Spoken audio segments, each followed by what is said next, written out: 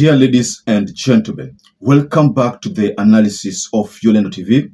I hope you're well from whatever you're watching this channel. Now, I want us to go to a statement that RAILA Odinga released when he had toured Siaya County. The responsibility of a government is to create jobs in the country, not to search for jobs outside. Because in those other countries, those governments are also looking for jobs for their own people. This statement is actually a response to the interview that was conducted on Sunday by the joint media team and William Samoei Ruto. You are asking Kenyans to be patient. You're asking Kenyans to tighten their belt. But if you look at your administration and State House, to be specific, and other officials, you look at foreign travel has been up 26% just this ending quarter to 1.1 billion.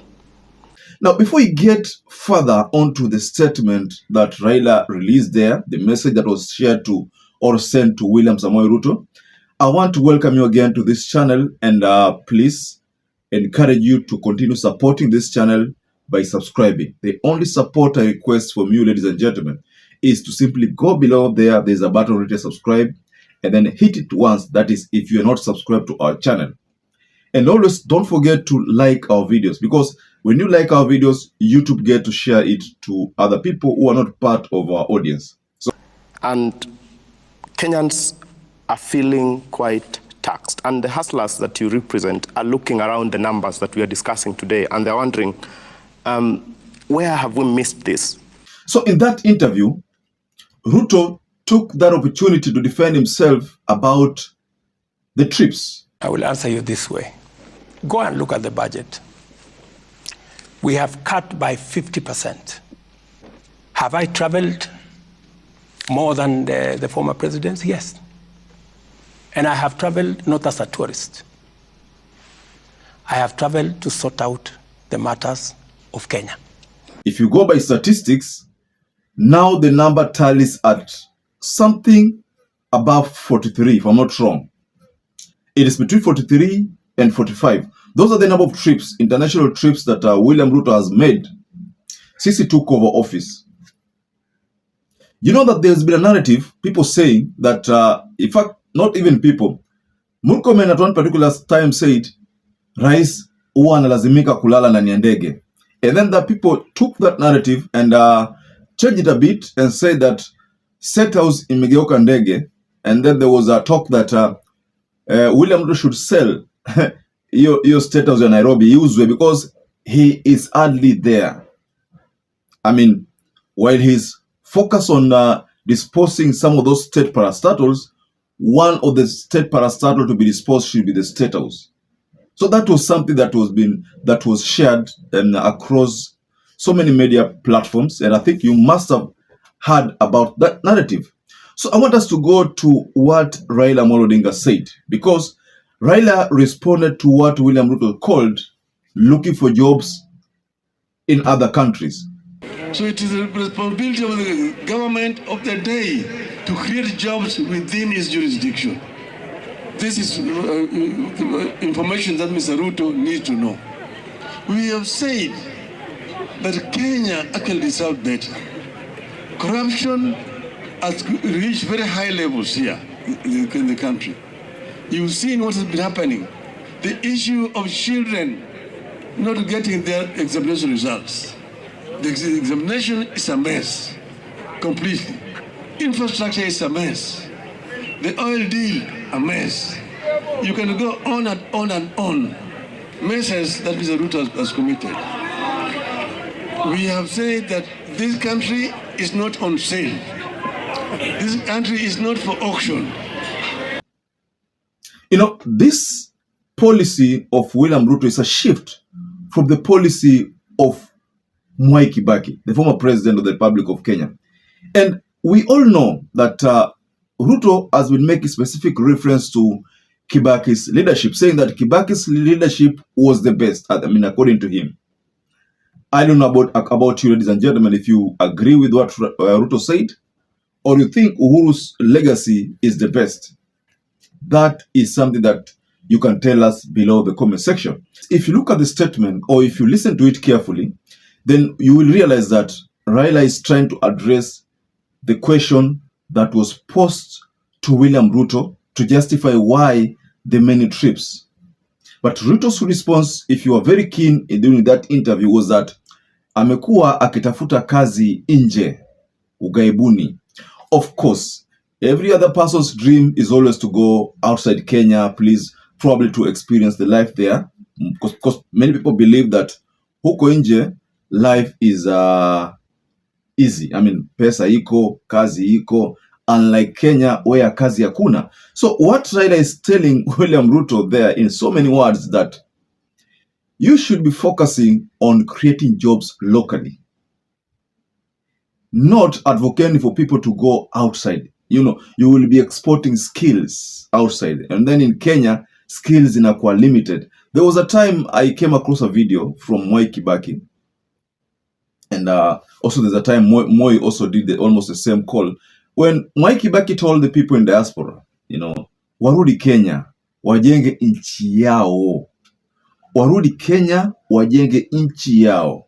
And as I look around where Kenyans have migrated to, we have enormous supply of qualified manpower and women power all over the world. And we hope that they'll come back and that they'll join us in building that new Kenya. So as we think of that new Kenya, please let us make a decision today that history shall be written by historians, and that we don't spend a lot of valuable time wasting time arguing about who did what or who should have done what and did not do. Let us focus on things which require doing, and there are very many things which require doing. So if you look at some of those diplomatic calls that Moi used to have, you know, they were also bordering around the fact that watu warudi Kenya wajenge nchi yao. You know, during Moi's tenure, there was a lot of people watu wanatoroka Kenya because of ABCD, so many issues. There were experts who were running away from Kenya kwa sababu walikuwa wanaona kwamba they were kind of threatened. Hapa there was no freedom, you know, back then there was no freedom of expression, freedom of speech. Thanks God that the 2010 Constitution gives us that freedom. And if abided by, then I think Kenya will be one of the best countries in the world. So they were advocating for Kenyans who are living abroad. Warudi Kenya, wajenge Kenya. You know, the policy of UDA, and going by what William Ruto, the president, said, is that watu watoke Kenya waende nje.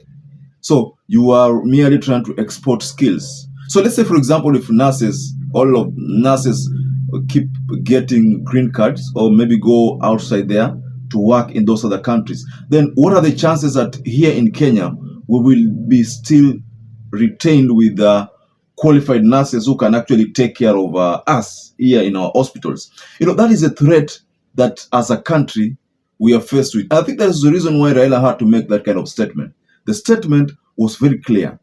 Create jobs locally, get people to continue working locally and not internationally. Let's just take, for example, if I'm working here in Kenya, I get good money. And then after getting that good money, I realize that I have identified an opportunity in business. I invest my money there. When I invest my money in a business, however small or big, that business will need people to work there. So I shall have created a job opportunity for like 2, 3, 4, 5 people. So you realize that me working locally is giving me an opportunity to run another business that is creating a job for another person. So when that person gets a job there, that person will be able to, you know, sustain his or her daily living. You know, that means that person will be able to pay school fees for their kids, pay rent, probably also buy stuff here, and, you know, in turn, create more revenue. But if I'm there, I mean, identifying opportunity locally becomes a big challenge because I'm there. I needed some other person to probably do some research for me. But when I'm here, it's easy to identify an opportunity and invest. I mean, that is just something I'm feeling. It's my own opinion. But you, ladies and gentlemen, you have your own opinion, and you can just feel free to share your opinion below the comment section. But what RAILA has told William Samoei Ruto, I think that message must have been driven home. And William Ruto, the president, I believe he got the message. Of course, he normally listens to RAILA's comments. That's why most of the time he addresses them in public rallies, when giving out speeches and the like. So, ladies and gentlemen, I'd like to rest my case here. What do you think about what RAILA said regarding hii mambo ya diaspora na kutengeneza kazi hapa Kenya? He has addressed that message to William Samoei Ruto. So, ladies and gentlemen, perhaps if you're watching this video and you've not subscribed before, please just head over below there. There's a button written subscribe. Just hit it once if you are not subscribed into our channel. To those who supported us by subscribing or liking our videos, I want to emphasize here that I'm forever grateful for that support, because without that support, this channel could not have been where it is. Now, until we catch up again, stay safe and stay blessed.